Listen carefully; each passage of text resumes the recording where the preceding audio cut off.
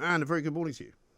Morning to you. Thank you very much indeed for joining us. I'm not quite sure where to start, really, but how about we start with the glorious victory by Emma Raducanu, which, whenever it happens like this, you feel as though Britain is suddenly straddling the world with a huge trophy. It's always a great feeling, isn't it? Yes, it's absolutely fantastic. But I think the big achievement here is not just the record breaking and the brilliant tennis, but it's also, if you remember, when she left Wimbledon, clutching her stomach and having difficulty to breathe, oh, the snooty comment that there was about how, well, this was a difference with the real professionals and she wasn't up to it, blah, blah, blah. And now let anybody dare say that. I mean, it is terrific. And I think, therefore, it's an inspiration on another level as well, which is simply to say to people, with enough determination, no setback is ever irreversible. Right. And in fact, quite the reverse. Any setback is welcome in some ways, because I'm sure, as you and I would be able to attest, Anne, sometimes failing at something is a requirement of being successful. Absolutely, but it doesn't always feel like that at the time. No, it certainly doesn't. But listen, let's talk about success. I mean, I'm very happy this morning to be able to announce that vaccine passports are not going to be brought in. Some people think it's a bit of a ruse and it's going to be coming in sometime later. I think, though, this is a Tory government that doesn't like to be unpopular. I think they've realised that this was a very unpopular policy and they've reversed it. I think, to be fair, I don't think they were ever desperately keen on it, but I think they were being driven in that direction. I think Boris is not keen, on the idea that if you arrive at an event in this country, that you've got to show your papers. We don't show our papers in this country. As a matter of fact, I am in favour of national identity cards, but this was something completely different. This was about proving that you'd had a particular medical procedure. Well, Yes. we're a free country. You are free to refuse a particular medical procedure. So I don't think they were ever terribly keen on it, but I do think that they were being driven that way. And that there was a very serious possibility that it might happen. And I'm glad that public opinion, I think, has now produced the opposite. Yes, I think so. And is it, as I believe it to be, the beginning of a recognition by this government that we do need to reconsider where we are, that we do need to look around us and say, right, we're going to have to deal with this one way or the other. We cannot continue to mask up every time we go out. We cannot continue to ask our children to keep taking tests. We cannot continue to make people feel as though there's something frightening outside their front door. And we must get back to normal. Yeah, we really have got to learn to live with it. And if you now look at where COVID is in the list of killers, it's actually no longer anywhere near the top. And I think that is quite important to recognise. People have been scared. Somebody else wants to wear a mask, I don't mind, but there should be no compulsion whatever on anybody in any setting, except possibly in hospitals, to actually wear a mask. And I think, we do need our freedoms back, and we do need to learn to live with it. And above all, we need to get it in proportion. Yes, I think that's absolutely right. And I do get a sense, and I don't know whether you agree with me, Anne, that the government is beginning to sort of move in that direction. It's no longer the sort of the gatekeeper telling people to be worried. The figures are not what they were back in January and February. The numbers of deaths are still, not particularly low, but also, not something to worry about. Well, if you look at where we are now and where we were at the peak, it's a completely different picture, and that is due to the vaccine. And there's no point in having all that vaccine success. There was no point in being ahead of the world in getting the programme delivered if we're not then going to take full advantage of it. Yes, I think that's absolutely right, because we are recovering economy-wise. People are much more likely now to be back at work than they were even 2 weeks ago. London seems a lot busier. When I walk past London Bridge Station in the mornings, there's more people coming out than there were really since about a year and a half ago. And so that's got to be a good thing. Yes, but I think it is a good thing, clearly. But I think we should also accept one very simple fact. The return to normalcy is very rarely possible when you've had a huge cataclysm. I mean, you think of after world wars, you don't just suddenly everything goes back to normal the next day. And I think we have got major social changes which are going to stay with us. One is working from home. And the other is one of the reasons why it is difficult to get people in certain occupations is not because of Brexit, as is claimed, but it's simply because during the pandemic, if people were being furloughed, but they actually wanted to go out and work and earn more money than they were getting on furlough, they changed occupations. I mean, I actually had somebody who was coming in on a voluntary basis to weed my garden, and he never wanted to be anything but a chef, was doing very well. And he said to me one day, he said, well, we're all furloughed, but construction is still going. I'm going into construction. Yeah, right. He did, and he hasn't gone back. And I think all across the economy, there is that sort of movement going on. And you can't expect that, just because the government suddenly, eases a few restrictions, that everything is going to be as you and I knew it 2 years ago. It ain't. But isn't it the case, though, as well, that an awful lot of the people who are working from home and who are continuing to do some work from home are those rather privileged types who can work from home? Because if you're a chef, you can't work from home. If you're a gardener, you can't work from home. If you're a lorry driver, you can't work from home. I mean, most people who are in what you might have called blue-collar jobs have to go somewhere to do what they do. Well, quite obviously, there are things you can't do from home, but also, quite obviously, there are things you can. Now, there are big benefits to people working from home. You don't have the crowded commuter trains and the crowded rush hours. They don't have the expense and the time commitment. They can actually look after the children themselves, because they don't have to wait a couple of hours into the evening before they can pick them up from the childminder. There are huge social reasons why, if you can, working from home is a way forward. And above all, it will stimulate local services. Because what do you do at the moment if you're commuting? You take your dry cleaning with you and you deposit it at a cleaner in the city. And the little town high streets are dying, absolutely dying. And now, if more people work from home, there'll be a greater stimulus to local services. So let's think it's all a negative. And what's more, we just have to go into accept it's a given, because it's a plus for employers too. They don't have to maintain huge premises. Meanwhile, there's an organisation called Insulate Britain, which I'd never heard of until this morning, Anne. I don't know whether you have. They're apparently blocking the M25 currently because they want Boris Johnson to, in their words, insulate Britain. I'm not quite sure what that even means. But what is wrong with these people? I mean, I don't know whether they're climate activists. I really don't know what the hell they're doing. But what they are doing is causing a massive tailback and jam for people who are trying to get to do their work every day. Yeah, well, so the question is not what are they doing, what do the police do? Yeah, well, what do the police do? I think this every time there's a big Extinction Rebellion demonstration in London and people can't get to hospitals and emergency vehicles are held up. I think, what are the police doing? And it's time. I mean, I want to protect the right to demonstrate. I believe totally in the right to demonstrate. But the right to demonstrate should not mean that you bring the country to a stop or you bring particular areas of the country. Well, I mean, this is one of the broader problems that I talk about an awful lot on this show, Anne, and I'm sure you write about quite a lot as well, that we seem to have a public sector in this country which is not fit for purpose. We've got an NHS which is failing the people, by and large, because it's badly run, it's badly mismanaged by the people in charge of it. We've got a police service that doesn't seem to know how to arrest people anymore. We've got a border force that can't seem to stop anybody from coming into the country. And we've got civil service, generally speaking, who don't want to come back to work. You've said it, but as I say, I see big benefits from working from home for the economy as a whole as well as individuals. But you have nevertheless summed up the problem. And so you've got to ask yourself where the buck stops. And it stops with the politicians.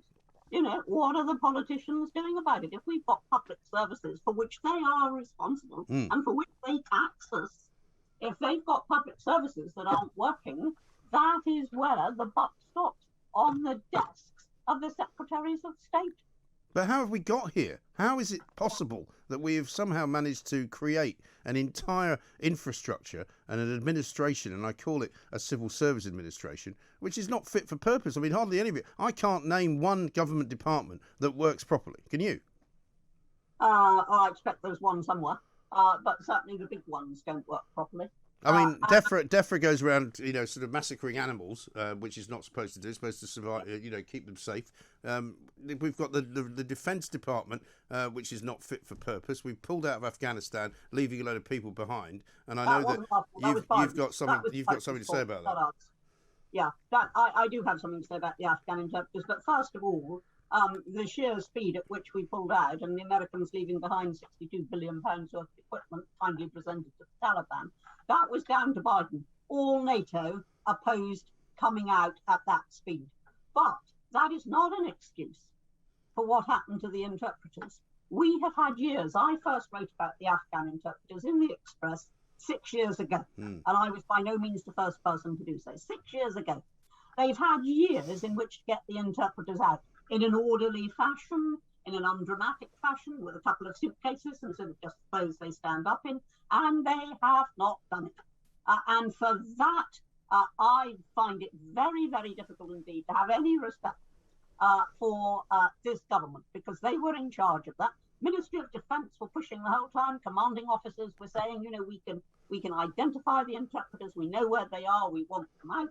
And the government just got itself completely tied up in bureaucracy and wanting to dot every last I and cross every last T before they would let somebody who'd been shot at and put his life on the line for Britain into the country. And yet daily, we get illegal immigrants pouring across the channel into Britain, and we can't bring people who serve this country over. And that is completely wrong, and they should not be allowed to get away with it. No, but isn't that kind of typical, really, of where we have arrived at in this country, where we now currently are, that you can't do anything without sort of triplicate papers being produced, documents being signed, exchanged. You know, there is no seemingly common sense method to do anything anymore. You know, if you want planning permission for something, you've got to jump through a bunch of hoops. If you want to buy a house, you've got to wait months and months and months for all sorts of surveys and all sorts of, you know, verifications here, verifications there, all of which are probably much more simply done if you just took a different attitude to it. Well, I mean, very good example. When they started asking for volunteers to do the vaccinations and started asking for NHS staff to come back, you know, retired NHS staff to come back, help with the big vaccination programme, they began off with a vast number of forms inquiring about these people's experience of managing diversity. Yes. Why do you need to manage diversity? To shove a needle into somebody's arm? I know. Until government stopped it, which is to say until there was a public outcry and then government stopped it, nobody'd actually thought to inquire, is this reasonable? You know, people who were administering all these forms never thought to ask, you know, hang on, isn't this a bit over the top? Yeah. Isn't this inappropriate? And common sense is what is completely lacking now, just plain basic common sense. Yeah. You have a situation, you deal with it, you don't, supply forms.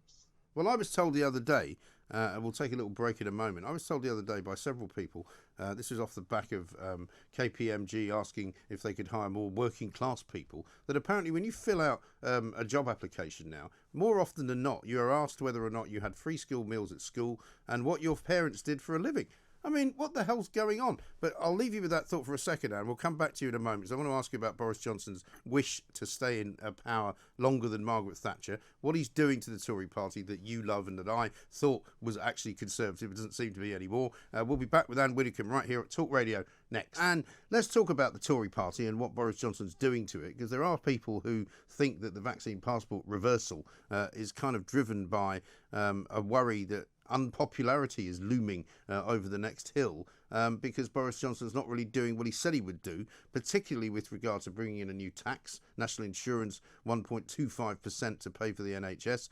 He says he wants to live in Downing Street longer than Margaret Thatcher did. Has he got a chance of doing that? I would have, at the moment, I would say the only reason he's got any chance at all is because the opposition is so thoroughly weak. And Keir Starmer is remarkably ineffective, quite honestly. Yeah. And if there were a general election tomorrow, I suspect people would vote for Boris because, there is no real alternative.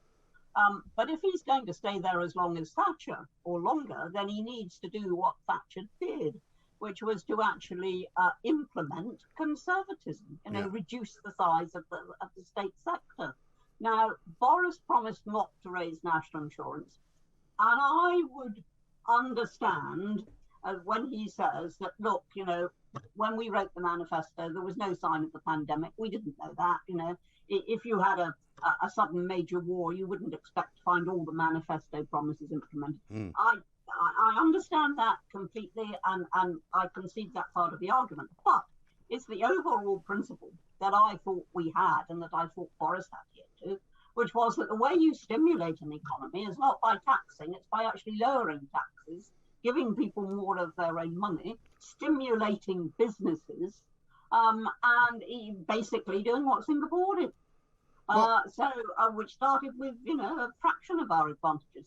Yes. So I feel very strongly that he's just going down the wrong route, although I understand, I don't accuse him of manifesto breaking as such, because I understand the circumstances that demanded that. But I do think he's nevertheless, on principle, going down the wrong route. Yes, completely. But that's the point. I mean, it may be that you can forgive the manifesto situation because of what happened and because of COVID, and that's fine. However, the promises that he made and the promises of a return to sort of conservatism, which I think David Cameron had already lost the plot on, he hasn't done. The borders are not tighter than they were. Immigration is not under control. The crime levels in this country are going up. They're not going down. And he's now putting taxes up. It would have been more honest, it seems to me, to say, look, we've got to put taxes up in order to pay for furlough, in order to pay for the COVID pandemic. Not to pretend that it's for the NHS, because everybody knows the NHS isn't going to get any better. The NHS is not going to get any better until it's reformed. You can't just throw more money at it. I mean, I said in 1998, when I was Shadow Health Secretary, and I made it the centrepiece of my party conference speech, that the NHS cannot and never has actually been able to deliver every last demand that is made upon it, to meet every last demand that is made upon it. It can't do that, never has been able to do it. And in an age when every time you open your newspapers, there's a new medicine, there's a new surgical procedure coming on stream, that brings a huge tail of demand behind it. Now, the trouble is we have confused Bevan's vision and Bevan's vehicle. His vision was, which we all sign up to, nobody should ever be denied a health service because they are too poor to afford it. We all agree with that. But the vehicle he chose to bring that about was therefore everything free at the point of reception, even if you're a multimillionaire. Everything is free. That's the way he was going to deliver his vision. Well, the vehicle's broken down.